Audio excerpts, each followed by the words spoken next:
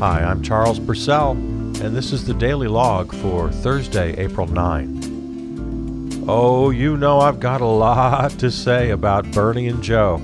Oh, I've got a lot to say. But that's going to have to wait until tomorrow, because today I want to do something a little special.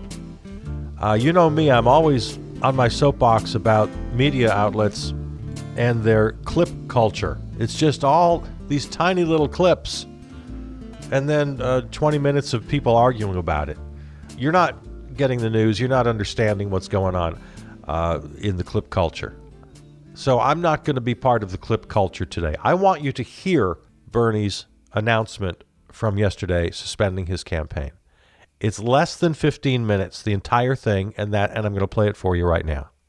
And then after that, I want to read to you the statement issued by the Joe Biden campaign immediately following Bernie's announcement. Again, you got clips.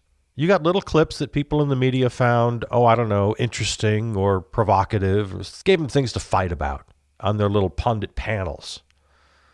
All right, so I won't get into a full media diatribe here. Today is about getting you the full announcement from Bernie and the full statement from Joe Biden, because, call me crazy, I think that's important. And then if we have time, I believe we do, I want to read you from the paper. That's a line from my favorite movie, 1,000 Clowns. Read me from the paper. Elizabeth Bruenig, opinion writer for the New York Times, who says it way better than I could, so I'm just going to read to you from the paper. All right. Here's Bernie, yesterday, live streamed to his supporters. Good morning, and thank you very much for joining me. I want to express to each of you my deep gratitude for helping to create an unprecedented grassroots political campaign that has had a profound impact in changing our nation. I want to thank the hundreds of thousands of volunteers who knocked on doors, millions of them, in the freezing winters of Iowa and New Hampshire, and in the heat of Nevada and in South Carolina, and in states throughout the country. I want to thank the 2 million Americans who have contributed financially to our campaign and showed the world that we can take on a corrupt campaign finance system and run a major presidential campaign without being dependent upon the wealthy and the powerful. Thank you for your 10 million contributions, averaging $18.50 a donation. I want to thank those who phone banked for our campaign and those of you who sent out millions of texts. And I want to thank the many hundreds of thousands of Americans who attended our rallies, town meetings, and house parties from New York to California. Some of these events had over 25,000 people, some had a few hundred, and some had a dozen, but all were important. And let me thank those who made these many events possible. I also want to thank our surrogates, too many to name. I can't imagine that any candidate has ever been blessed with a stronger and more dedicated group of people who have taken our message to every part of this country. And I want to thank all of those who made the music and the art an integral part of our campaign. I want to thank all of you who spoke to your friends and neighbors, posted on social media, and worked as hard as you could to make this a better country.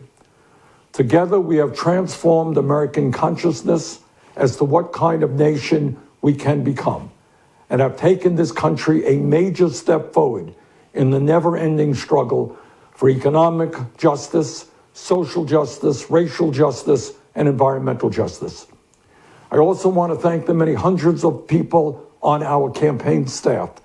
You were willing to move from one state to another and do all the work that had to be done. No job was too big or too small for you. You rolled up your sleeves and you did it. You embodied the words that are at the core of our movement, not me, but us. And I thank each and every one of you for what you've done. As many of you will recall, Nelson Mandela, one of the great freedom fighters in modern world history, famously said, and I quote, "It always seems impossible until it is done," end quote.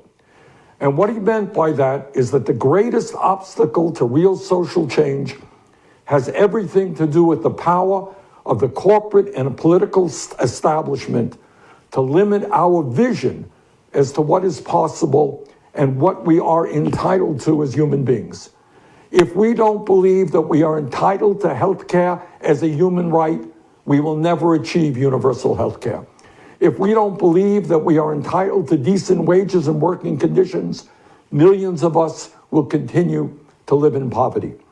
If we don't believe that we are entitled to all of the education we require to fulfill our dreams, many of us will leave school saddled with huge debt or never get the education we need.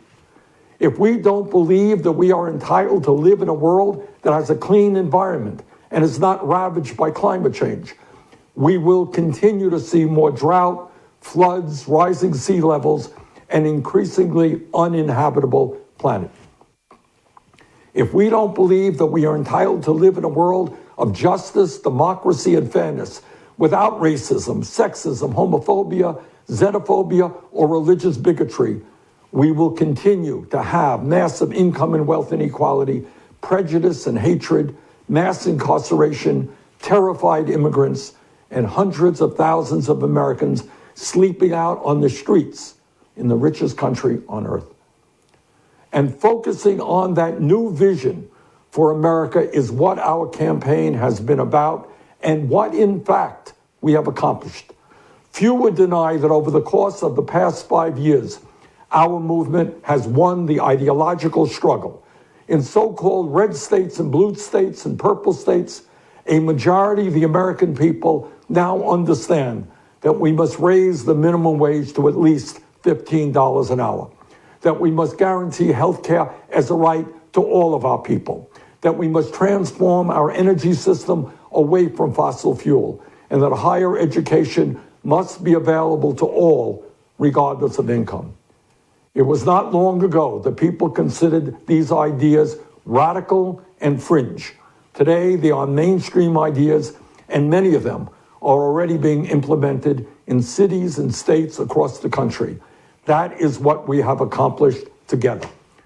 In terms of healthcare, even before this horrific pandemic we are now experiencing, more and more Americans understood that we must move to a Medicare for All single-payer program. During the primary elections, exit polls showed in state after state, a strong majority of Democratic primary voters supported a single government health insurance program to replace private insurance. That was true even in states where our campaign did not prevail. And let me just say this, in terms of healthcare, this current horrific crisis that we are now in has exposed for all to see how absurd our current employer-based health insurance system is. The current economic downturn we are experiencing has not only led to a massive loss of jobs, but has also resulted in millions of Americans losing their health insurance. While Americans have been told over and over again how wonderful our employer-based private insurance system is, those claims sound very hollow today as a growing number of unemployed workers struggle with how they can afford to go to the doctor or not go bankrupt with a huge hospital bill. We have always believed that healthcare must be considered as a human right, not an employee benefit, and we are right. Please also appreciate that not only are we winning the struggle ideologically, we are also winning it generationally. The future of our country rests with young people. And in state after state, whether we won or whether we lost, the Democratic primaries or caucuses, we received a significant majority of the votes, sometimes an overwhelming majority, from people not only 30 years of age or under, but 50 years of age or younger. In other words, the future of this country is with our ideas. As we are all painfully aware, we now face an unprecedented crisis. Not only are we dealing with a coronavirus pandemic, which is taking the lives of many thousands of our people, we are also dealing with an economic meltdown that has resulted in the loss of millions of jobs. Today, families all across our country face financial hardship unimaginable only a few months ago. And because of the unacceptable levels of income and wealth inequality in our economy, many of our friends and neighbors have little or no savings and are desperately trying to pay their rent or their mortgage or even put food on the table. This reality makes it clear to me that Congress must address this unprecedented crisis in an unprecedented way that protects the health and economic well-being of the working families of our country, not just powerful special interests. As a member of the Democratic leadership in the United States Senate, and as a senator from the state of Vermont, this is something that I intend to intensely be involved in over the next number of months, and that will require an enormous amount of work. Which takes me to the state of our presidential campaign. I wish I could give you better news, but I think you know the truth. And that is that we are now some 300 delegates behind Vice President Biden, and the path toward victory is virtually impossible. So while we are winning the ideological battle, and while we are winning the support of so many young people and working people throughout the country, I have concluded that this battle for the Democratic nomination will not be successful. And so today, I am announcing the suspension of my campaign. Please know that I do not make this decision lightly. In fact, it has been a very difficult and painful decision. Over the past few weeks, Jane and I, in consultation with top staff and many of our prominent supporters, have made an honest assessment of the prospects for victory. If I believed we had a feasible path to the nomination, I would certainly continue the campaign. But it's just not there. I know that there may be some in our movement who disagree with this decision, who would like us to fight on to the last ballot cast at the Democratic Convention. I understand that position. But as I see the crisis gripping the nation, exacerbated by a president unwilling or unable to provide any kind of credible leadership, and the work that needs to be done to protect people in this most desperate hour, I cannot in good conscience continue to mount a campaign that cannot win and which would interfere with the important work required of all of us in this difficult hour. But let me say this very emphatically. As you all know, we have never been just a campaign. We are a grassroots, multiracial, multi-generational movement which has always believed that real change never comes from the top on down, but always from the bottom on up. We have taken on Wall Street, the insurance companies, the drug companies, the fossil fuel industry, the military-industrial complex, the prison industrial complex, and the greed of the entire corporate elite. That struggle continues. While this campaign is coming to an end, our movement is not. Dr. Martin Luther King Jr. reminded us that, quote, "The arc of the moral universe is long, but it bends toward justice," end quote. The fight for justice is what our campaign has been about. The fight for justice is what our movement remains about. Today, I congratulate Joe Biden, a very decent man, who I will work with to move our progressive ideas forward. On a practical note, let me also say this. I will stay on the ballot in all remaining states and continue to gather delegates. While Vice President Biden will be the nominee, we must continue working to assemble as many delegates as possible at the Democratic Convention, where we will be able to exert significant influence over the party platform and other functions. Then together, standing united, we will go forward to defeat Donald Trump, the most dangerous president in modern American history. And we will fight to elect strong progressives at every level of government, from Congress to the school board. As I hope all of you know, this race has never been about me. I ran for the presidency because I believe that as a president, I could accelerate and institutionalize the progressive changes that we are all building together. And if we keep organizing and fighting, I have no doubt but that is exactly what will happen. While the path may be slower now, we will change this nation and, with like-minded friends around the globe, change the entire world. On a very personal note, speaking for Jane, myself, and our entire family, we will always carry in our hearts the memory of the extraordinary people we have met across this country. We often hear about the beauty of America, and this country is incredibly beautiful. But to me, the beauty I will remember most is in the faces of the people we have met from one corner of this nation to the other. The compassion, love, and decency I have seen in them makes me so hopeful for our future. It also makes me more determined than ever to work to create a nation that reflects those values and lifts up all of our people. Please stay in this fight with me. Let us go forward together. The struggle continues.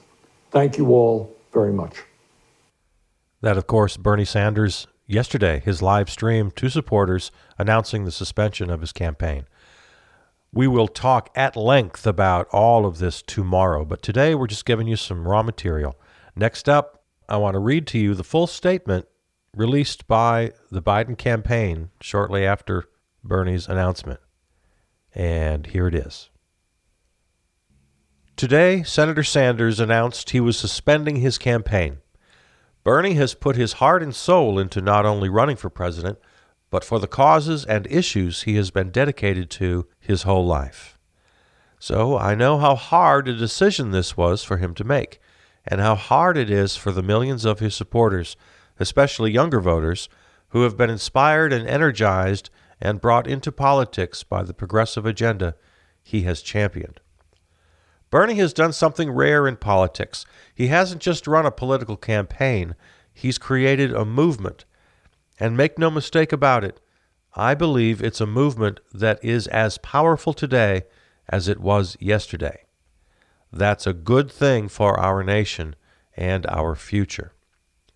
Senator Sanders and his supporters have changed the dialogue in America.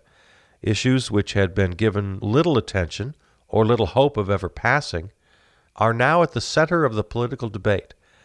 Income inequality, universal health care, climate change, free college, relieving students from the crushing debt of student loans. These are just a few of the issues Bernie and his supporters have given life to. And while Bernie and I may not agree on how we might get there, we agree on the ultimate goal for these issues and many more. But more than any one issue or set of issues, I want to commend Bernie for being a powerful voice for a fairer and more just America. It's voices like Bernie's that refuse to allow us to just accept what is, that refuse to accept we can't change what's wrong in our nation, that refuse to accept the health and well-being of our fellow citizens and our planet isn't our responsibility too. Bernie gets a lot of credit for his passionate advocacy for the issues he cares about. But he doesn't get enough credit for being a voice that forces us all to take a hard look in the mirror and ask if we've done enough. While the Sanders campaign has been suspended, its impact on this election and on elections to come is far from over. We will address the existential crisis of climate change. We will confront income inequality in our nation. We will make sure health care is affordable and accessible to every American. We will make education at our public colleges and universities free. We will ease the burden of student debt, and most important of all, we will defeat Donald Trump. At this moment, we are in the middle of an unprecedented crisis in American history. There is enormous fear and pain and loss being felt all across the country. There are also untold stories of heroism, of nurses and healthcare workers and doctors and first responders and grocery store workers and truck drivers and so many others on the front lines of this crisis, putting their own lives in danger for the rest of us. If we didn't know it before, we know it now. This is the backbone of our nation. Our first job is to get through the immediate crisis threatening the public health and getting into the pockets of America's workers. But we also need to take a hard look at what we need to fix and change in this country. Many of the biggest cracks in the social safety net have been laid bare, from health care to paid sick leave to a more extensive and comprehensive system of unemployment benefits. We will need to address these, just as we need to address rebuilding our nation's infrastructure. And we all know the clock is ticking. We don't have a moment to waste in combating the climate crisis. As friends, Jill and I want to say to Bernie and Jane, we know how hard this is. You have put the interests of the nation and the need to defeat Donald Trump above all else. And for that, Jill and I are grateful. But we also want you to know I'll be reaching out to you. You will be heard by me. As you say, not me, us. And to your supporters, I make the same commitment. I see you, I hear you, and I understand the urgency of what it is we have to get done in this country. I hope you will join us. You are more than welcome. You're needed.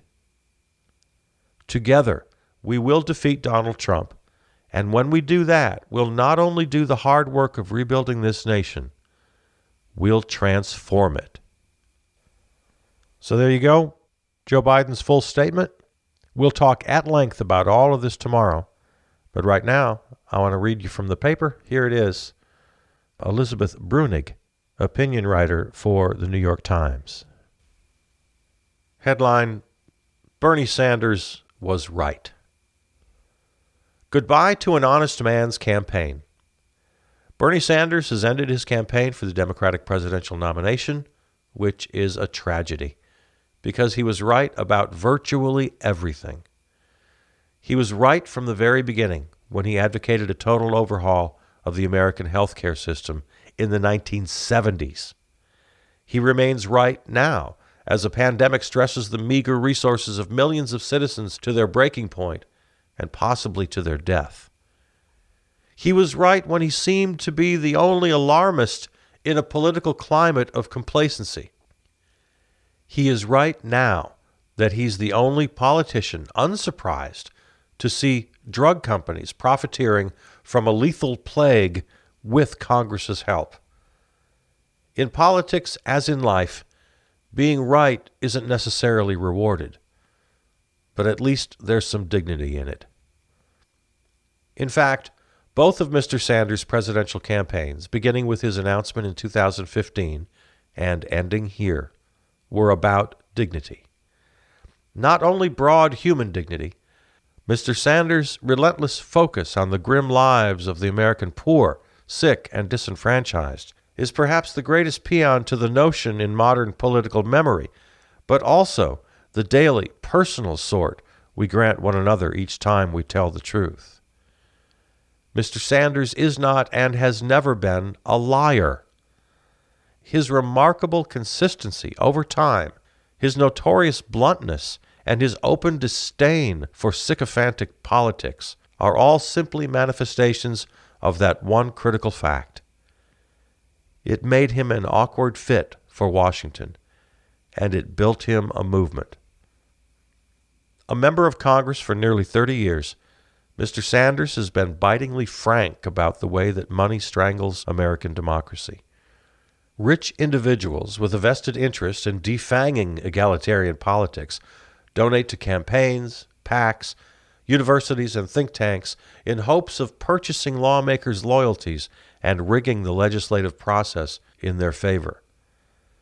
These oligarchs, the Koch brothers, the Mercers, and Michael Bloomberg, among others, exert control over our politics that far exceeds the one vote, according to each citizen. Mr. Sanders wagered that the only way to battle the Leviathan was with sheer numbers.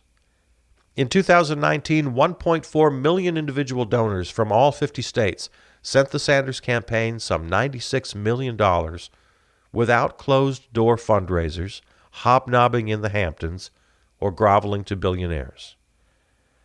Mr. Sanders knows, as well as everyone on Capitol Hill, that you can't really resist the people who sign your paychecks. He was just the only one willing to say it, and to accept all that entailed. Mr. Sanders was also honest about the unflattering facts of American life in a period of unusual liberal nostalgia for the way things used to be. In 2016, when Hillary Clinton ran on the premise, as opposed to Donald Trump's, that America is already great, Mr. Sanders contended that just wasn't so. America, he argued, is a place where the strong prey on the weak with almost total impunity, especially when that strength is wielded against workers, especially when those workers are undocumented immigrants, women, poor, sick, precarious. And as Joe Biden prepares to mount a general election campaign based largely on the fantasy of going back to normal, meaning the Obama years, Mr. Sanders remains critical of life under the past administration. He contends that the bailouts bestowed upon Wall Street by the federal government during the 2008 financial crisis were a disaster that rewarded financial malefactors, and that the fallout of the recession continues to crush average Americans under debt, poverty, and stagnant wages. None of this is pleasant to hear, and Mr. Sanders has never been a particularly mellifluous speaker. Much has been made in the past several years of his loudness, his anger, his bracing, impolitic bluntness. But that, too, is a sign of his respect for voters. There is so little freedom in the world. Even here, now, in our celebrated liberal democracy, social mobility is incredibly limited compared with that in countries of comparable development. And there appears to be very little we can do about it. One freedom that cannot be taken from you is your freedom not to like the status quo. Your freedom to be angry, disaffected, unimpressed. Your refusal to be cajoled, soothed, or consoled with small tokens of influence devoid of real power. Mr. Sanders, ill-tempered and impatient with pleasantries, embodied that freedom, and he offered it to you. None of this means you will get what you want, in politics or in life. Mr. Sanders did not win, after all, but he never lied, and he never pretended to like what is so clearly detestable or attempted to persuade any one of us that we ought to like it either. He was right to the end, and he refused to reconcile himself to the forces that eventually overtook him. It is hard to see him go, but there is at least some dignity in it. There it was, Elizabeth Bruenig, opinion writer for the New York Times. I've got so much to say about this, and you're going to hear it all tomorrow. I'm Charles Purcell. Thanks for listening.